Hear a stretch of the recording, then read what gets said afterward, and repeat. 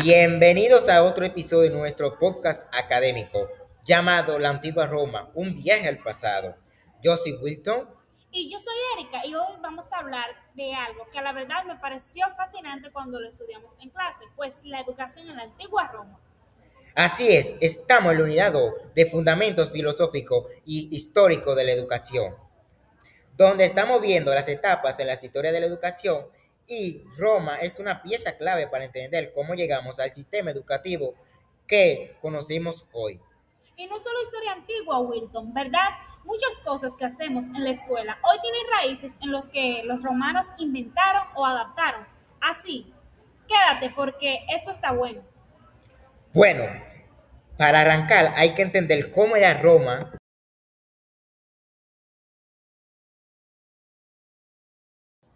Bueno, para arrancar, hay que entender cómo era Roma como sociedad. Bueno, se nos dice que Roma nació siendo lo que se llama una urbs. ¿Qué es una urbs? O sea, ¿qué entendemos por ella? Bueno, es una ciudad castrense organizada en torno al ejército, al campo y al orden cívico. Asimismo, Wilton, estoy completamente de acuerdo contigo, pues a lo largo de la clase el maestro nos explicó todo eso. Y eso es lo clave porque condicionó todo, incluyendo su visión de la educación. Los romanos no educaban para contemplar o filosofar, ellos educaban para actuar en el foro, en el campo, administrando el Estado. Ellos no educaban como los griegos.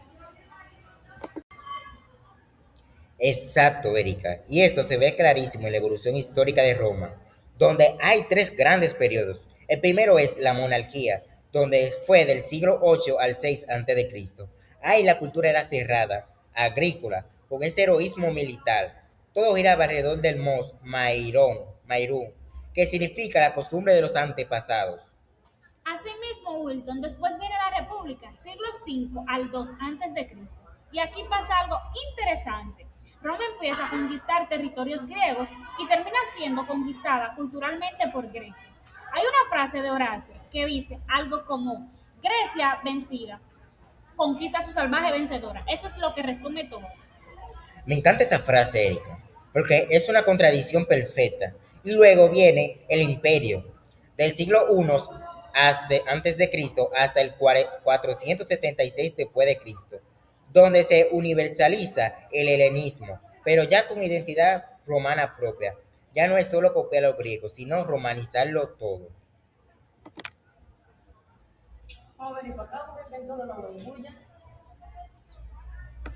Bueno, Wilton, vengo con otro segmento muy importante que fue trabajado a lo largo de la clase, la mentalidad romana, negotium versus otium y las tres virtudes. Ahora, ¿cómo pensaba el romano típico? Porque eso define su modelo educativo y hay un contraste brutal con los griegos. Sí, Erika, el romano organizaba su vida en torno al negocio, que sería la actividad profesional, cívica o militar. Eso era lo noble, el otium, o sea, el ocio, el estudio, Erika, contemplativo, quedaba en segundo plano. O sea, que si un romano te veía sentado leyendo filosofía y no haciendo nada productivo, te miraba raro. Mientras que en Grecia, eso era lo ideal. Esa diferencia nos dice mucho de las dos culturas. Exacto, Erika, eso es lo que yo digo. Y eso se conecta con las tres virtudes cívicas del romano, lo que nosotros llamamos el trípode de virtudes. La primera es la pietas. Bueno, ¿qué es la pieta? Bueno, es la reverencia a los dioses, a los padres y hasta enemigos vencidos. No es solo religiosidad, es respeto hacia todo lo que te sostiene. Sí, la segunda es la fides, lealtad a la palabra dada y a los pactos. En Roma tu palabra valía todo. Si lo rompías, eras deshonrado.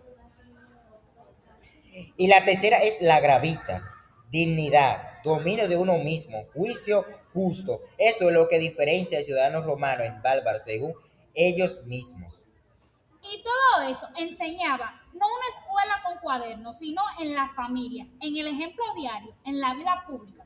Eso era la educación romana en su raíz más profunda. Bien dicho, Erika, así mismo. Bueno, aquí podemos ver semejanzas y diferencias entre los griegos y los romanos, donde los romanos y los griegos tenían relatos similares, donde hablaban sobre héroes, dioses, entre otros. También otra diferenciación son que entre la poesía, que la poesía romana fue creada para ser leída y difundida a través de un manuscrito, a diferencia de la poesía de los griegos que era épica, que narra las grandes hazañas del pasado. Bueno, eso podemos, son muchas diferencias y semejanzas. Mira, fui yo que- Bueno, ahora entramos a un tema muy importante sobre el versus de la humanista versus la paideia, el combate del siglo. Bueno, Erika, ¿nos explica qué es la paideia? Pues sí, Wilton, por supuesto. Es el ideal griego de formación humana integral, pues este no busca solo aprender a leer o a contar, es desarrollar el cuerpo, la mente y el espíritu del ciudadano libre, la música, la gimnasia y la filosofía. Todo eso era parte de ese proceso. Excelente, Erika, por esa respuesta. Y Roma toma todo eso, lo transforma y crea la humanista, que en términos de lo acuñó Cicerón, uno de los grandes oradores romanos. Y la humanista añade dos cosas importantes a la formación. La clementía. ¿Qué es la clementía? Bueno, es la misericordia hacia el vencido y la idea de que hay un estilo de vida superior al urbano. O sea, que no es solo formarte intelectualmente, sino que esa formación tiene que servir para vivir mejor, para gobernar mejor, para ser un ciudadano más útil en el Estado. Tiene un propósito muy concreto, Wilton, ¿verdad? Claro, eso es muy importante. Y eso, Erika, se refleja en el ideal de persona que Roma construyó.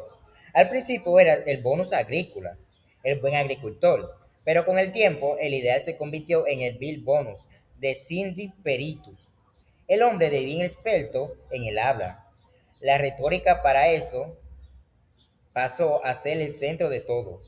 Asimismo, Wilton, y hay algo que me pareció muy, pero muy curioso, pues Roma rechazó la gimnástica griega porque les daba vergüenza al desnudo público. Y también rechazó la música como arte para el hombre libre, porque ellos la asociaban con los actores, con los llamados histriones, demasiado impúdico para un ciudadano romano serio. Eso nos dice Erika, que cada cultura educa para el tipo de persona que quiere producir. Por ejemplo, Grecia quería el hombre completo, bello y sabio, a diferencia de Roma, que quería el hombre eficaz, leal y elocuente.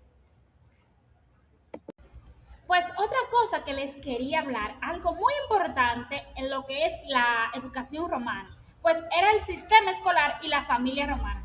Hablamos ahora de cómo se organizaba concretamente la educación. Pues Wilton, empecemos por donde se empezaba todo, que era la familia.